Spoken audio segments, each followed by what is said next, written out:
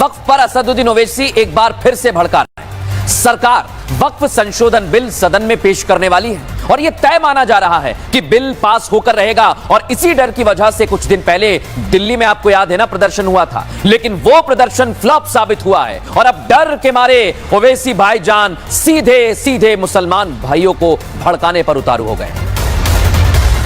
एक तरफ सरकार वक्फ संशोधन बिल को पेश करने की तैयारी में है, तो दूसरी तरफ भड़काऊ भाईजान लगातार भड़काऊ प्लानिंग और बयानबाजी कर रहे हैं।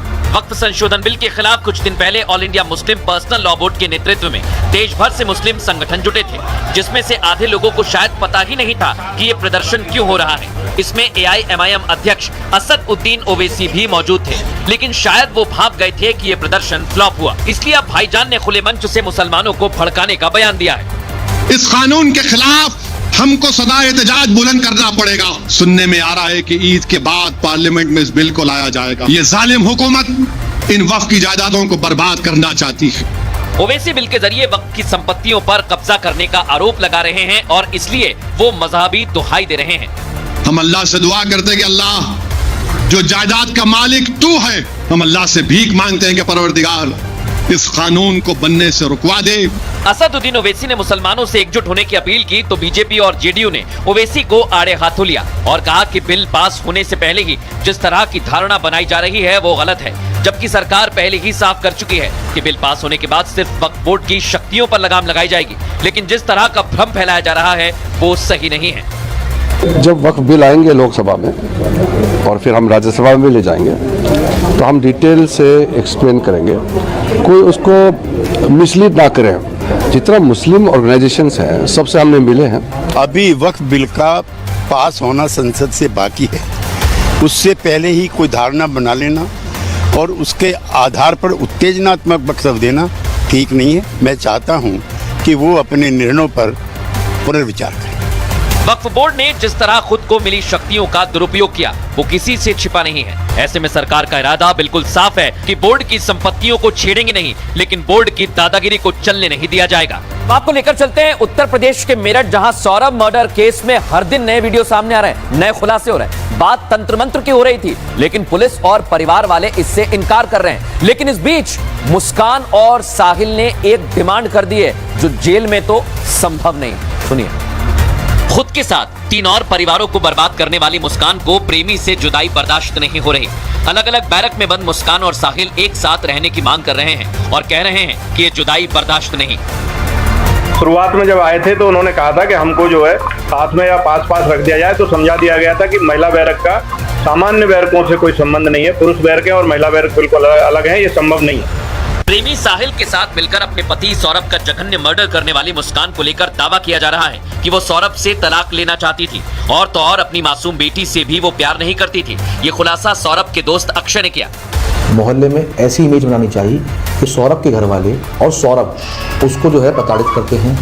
मुस्कान का अपनी बेटी के प्रति इतनी रुचि नहीं दिखाई दी कभी भी। वो जो है अपनी मौज मस्ती में। साहिल के कमरे के अंदर की जो तस्वीरें सामने आई हैं, उसके बाद दावा किया जा रहा है कि वो तंत्र मंत्र में विश्वास रखता था और शायद यही फायदा उठाकर मुस्कान ने साहिल को उकसाया। हालांकि पुलिस का कहना है तंत्र मंत्र जैसी कोई चीज नहीं है, बल्कि कोर्ट से बचने के लिए इस तरह की कहानी बनाई जा रही है।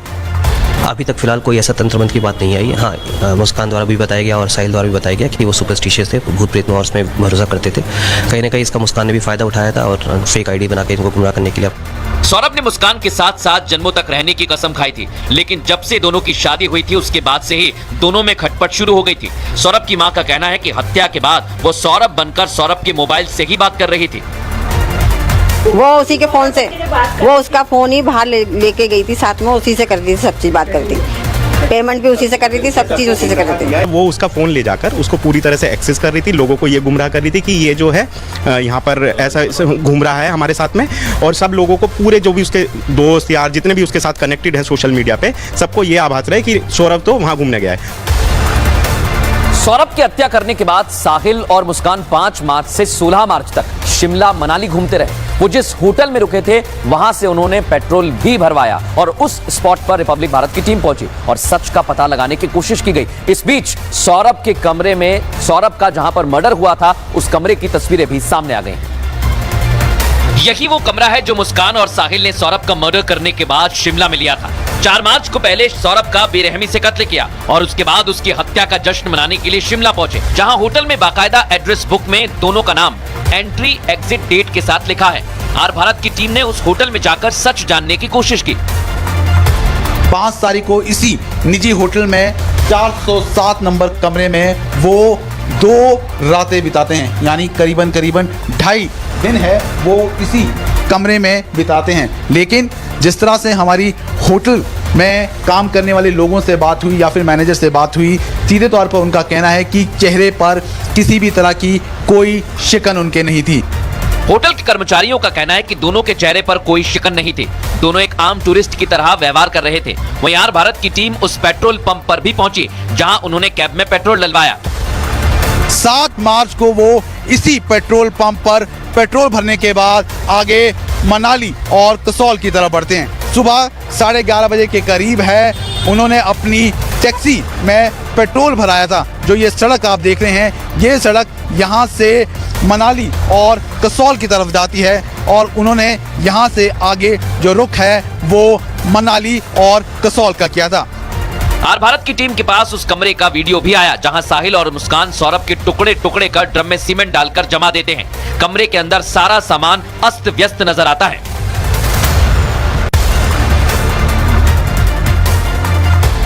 अब दर्शकों, खबरों में आगे बढ़ेंगे, बात करेंगे दिल्ली की, जहां रोहिंग्या और अवैध बांग्लादेशी मंजूर नहीं है। इसी के चलते सरकार के मंत्री प्रवेश वर्मा खुद ग्राउंड पर उतरकर एक्शन ले रहे हैं। तो वहीं दिल्ली में बांग्लादेशियों को अवैध तरीके से बसाने के लिए जो फर्जी दस्तावेज बनाने वाला गैंग है, उसका भी पर्दाफाश हो गया।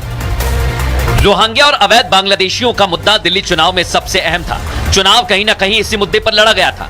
दिल्ली में बीजेपी की वापसी हुई और इसी के साथ ही एक्शन भी शुरू हो गया है। कुछ दिन पहले दिल्ली में ऑपरेशन शुरू किया गया था। वेरिफिकेशन किए जा रहे हैं, दस्तावेज तक देखे जा रहे हैं। लेकिन अब सरकार में मंत्री ही ग्राउंड जीरो पर उतर गए। सरकार में मंत्री प्रवेश वर्मा चिल्ला गांव में निरीक्षण करने पहुंचे। इस दौरान स्थानीय लोगों ने बताया कि जमीन सरकारी है, लेकिन कब्जा रोहिंग्या बांग्लादेशियों ने किया हुआ है, जिस पर प्रवेश वर्मा ने एक्शन लेने की बात कही। रोहिंग्या बांग्लादेशी ये लैंड किसकी है?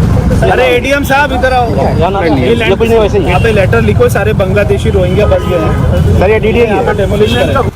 इधर दिल्ली पुलिस ने अवैध बांग्लादेशियों के फर्जी दस्तावेज बनाने वाले गैंग का पर्दाफाश कर दिया है। ये अवैध बांग्लादेशी यहाँ आते हैं, नौकरी करते हैं और फिर बॉर्डर के जरिए गैर कानूनी तरीके से पैसा बांग्लादेश भेजते हैं। खुलासा तो ये भी हुआ कि गैंग ने बांग्लादेशी बच्चों के स्कूल में एडमिशन भी कराए हैं। अब इस पर डिटेल रिपोर्ट तैयार की जा रही है। टोटल 8 इंडियंस अरेस्ट करे हैं, जिसमें से मोइनुद्दीन नाम का एक आदमी है जो कि मेन आदमी है। इसने उनके फर्जी आधार कार्ड बनवाए, कई लोगों के वोटर कार्ड बनवाए। तक टोटल 18 बांग्लादेशियों पे एक्शन लिया है, जिसमें काफ़ी लोग अरेस्ट किए हैं। दिल्ली की रेखा सरकार ने अवैध बांग्लादेशी रोहिंग्या को वापस भेजने के लिए युद्ध स्तर पर अभियान छेड़ रखा है और कई बांग्लादेशियों को डिपोर्ट तक किया जा चुका है, क्योंकि ये देश के लिए बड़ा खतरा है। ऐसे में सरकार कोई भी लापरवाही नहीं बरतना चाहती।